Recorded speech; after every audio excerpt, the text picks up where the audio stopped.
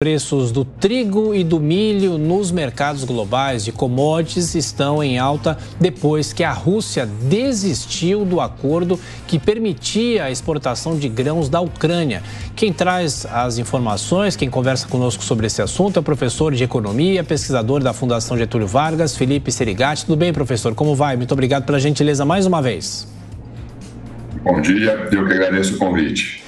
Professor, primeiro que tem esse caráter da decisão da Rússia, né, nesse contexto da guerra no leste europeu, mas claro que há toda a consequência para a economia da região e da Europa. O que pode acontecer efetivamente com essa decisão da Rússia? Bom, então, aí temos que separar os efeitos de curto prazo e de médio prazo, né? Até o momento, a gente tem visto poucos efeitos do lado econômico. Ontem, né, quando os mercados abriram, teve uma reação adversa, aí nós vimos a cotação desses grãos, especial destaque para milho e trigo, operando em patamares mais elevados, mas não durou muito não. Logo, essas cotações voltaram aos patamares anteriores desse anúncio. Por que isso? Quando a gente olha agora no curto prazo, parece que há a expectativa de que, com alguma demora, algum acordo vai sair. E aí merece especial destaque a intervenção do presidente turco, o Erdogan. Mais do que isso, diferente do que aconteceu ano passado, quando deflagrou a guerra na Ucrânia, hoje, no momento que a gente conversa, o mundo não está com falta de grãos. Não que a situação esteja 100% confortável, mas está uma situação bem melhor do que nós tínhamos ano passado. Por exemplo, o Brasil colheu uma ótima safra de grãos, a gente está ali no enorme esforço de tentar escoar essa safra recorde. Então, o mundo está dizendo, olha, se essa situação não durar muito tempo, for um choque ali de curto prazo, está tranquilo, tem bastante grão no mercado, não há necessidade de correria. Mas veja que essa análise é apenas olhando o curto prazo.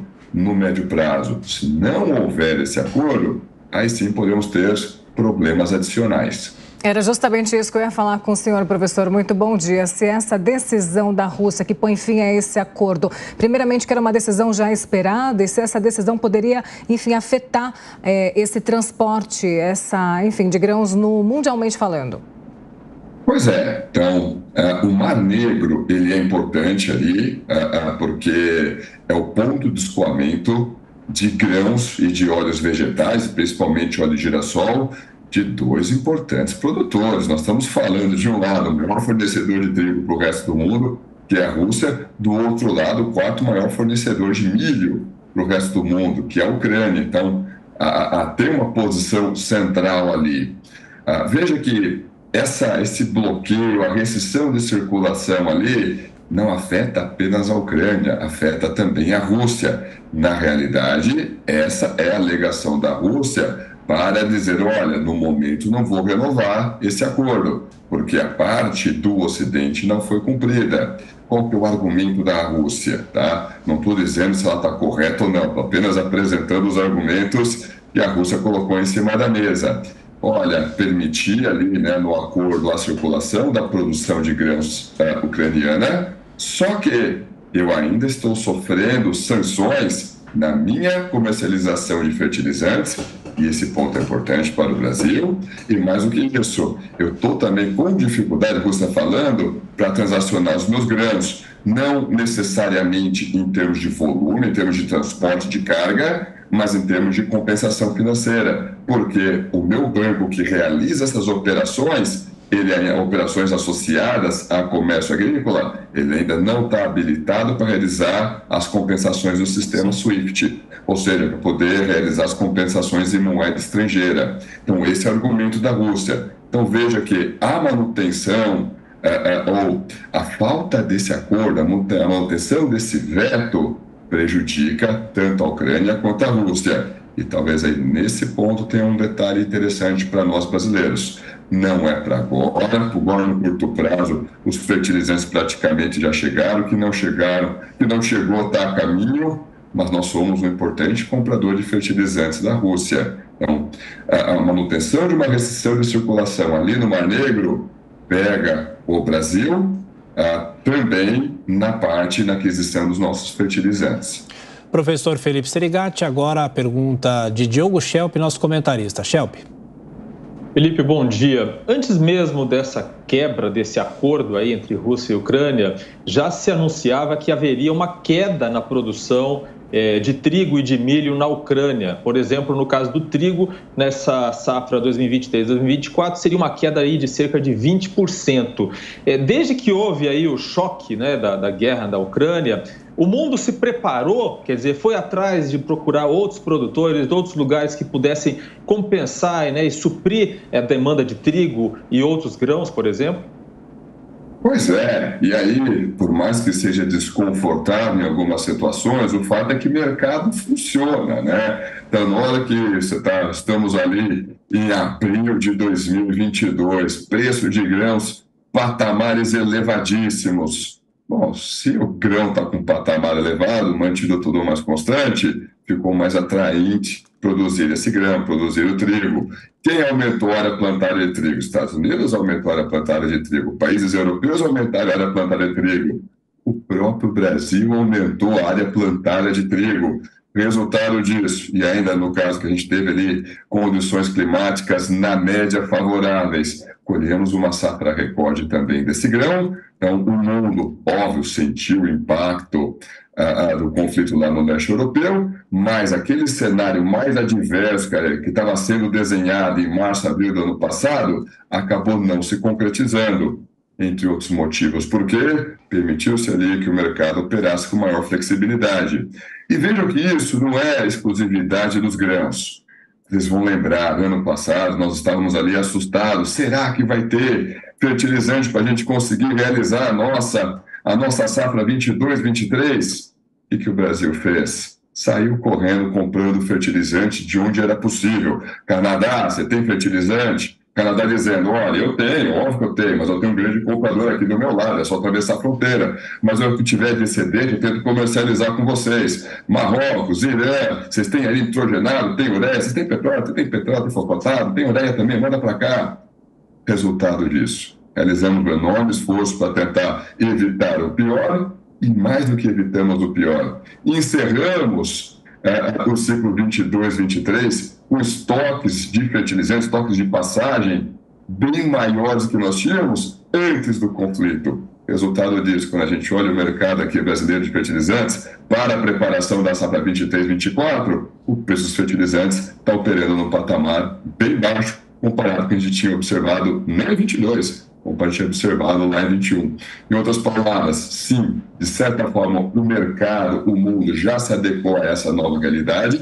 Faz falta a produção ucraniana? Faz falta a produção russa? Faz falta. É situação tão dramática como no passado? Não. E ainda assim, dado que esse veto, essa restrição afeta ambos os lados, o lado ucraniano e o lado russo, o mercado está com a expectativa de que esse veto não dura muito. Cristiano Beraldo também participa da entrevista. Beraldo, sua pergunta? Professor, bom dia. A gente viu nessa guerra da Ucrânia, a resposta que o Ocidente deu foram sanções muito severas contra a Rússia. Entretanto, havia uma dependência muito grande da Europa em relação ao gás russo, diesel, etc. E isso tudo foi sendo contornado. Aparentemente, os fluxos comerciais foram sendo ajustados. E a gente pode dizer, por exemplo, o diesel russo hoje vem muito para o Brasil, atende o mercado indiano, chinês, etc. Os grãos também foram encontrando seus caminhos. Dubai virou um grande polo de comercialização de commodities russas. Na sua avaliação, essa estratégia falhou desses embargos? Quer dizer, o mundo se reorganizou para conviver com essa guerra de forma no longo prazo? Então, não sei o quanto disso é estratégia, o quanto disso é consequência, né? Simplesmente, olha, o mercado vai encontrando ali os seus caminhos. Vamos lá, vamos olhar ali do lado ucraniano, mas de acordo com a declaração russa, de novo, não estou dizendo que eles estão corretos ou não, tá? Liberou-se ali o comércio de grãos da Ucrânia. E veja bem, né, somos todos civilizados, né? Tem nações ali que são importadoras líquidos de alimentos, por exemplo, Egito, nações árabes, países africanos, e eles precisam desses grãos. E aí, né, o volume transacionado pelos ucranianos, por exemplo, de milho, 90% teve como destino os próprios países europeus. Não foram para os países ali importadores líquidos de alimento, aqueles que estavam ali mais necessitados. Resultado disso, mas o pessoal recebeu, né, esses grãos, de onde que vieram os grãos que atenderam esse mercado? Justamente do lado russo. Mais do que isso, tem embargo. Nós compramos fertilizantes, nós recebemos fertilizantes russos a um custo maior, é verdade, por canais logísticos diferentes dos canais usuais, mas a gente recebeu, ou seja, o mercado funcionou. Mais do que isso, até mesmo o Departamento de Agricultura dos Estados Unidos, o USDA, na hora que ele vai fazer ali o balanço de oferta e demanda, ele coloca lá a produção da Rússia. Mas o USDA, por que você está colocando a produção da Rússia aqui? Eles não estão com embargos? É como se eles respondessem para a gente. Ok, Brasil, vocês não estão comprando fertilizantes? O jogo vale para os dois lados. Claro. Em outras palavras, eu não sei quanto que isso foi por meio de estratégia ou foi uma consequência, mas o fato é, o mundo, o mercado de commodities já se reorganizou para essa realidade. Significa que está imune a qualquer choque? De forma alguma. Mas, no curto prazo, esses impactos são bem menos adversos, com certeza. Agora, algo mais prolongado, certamente temos que reavaliar esse cenário. Perfeito. Professor de Economia, pesquisador da Fundação Getúlio Vargas, Felipe Serigatti. Muito obrigado pela gentileza mais uma vez. Bom trabalho, professor. Um abraço. Eu que agradeço, gente. Grande abraço a todos. Ótima terça-feira.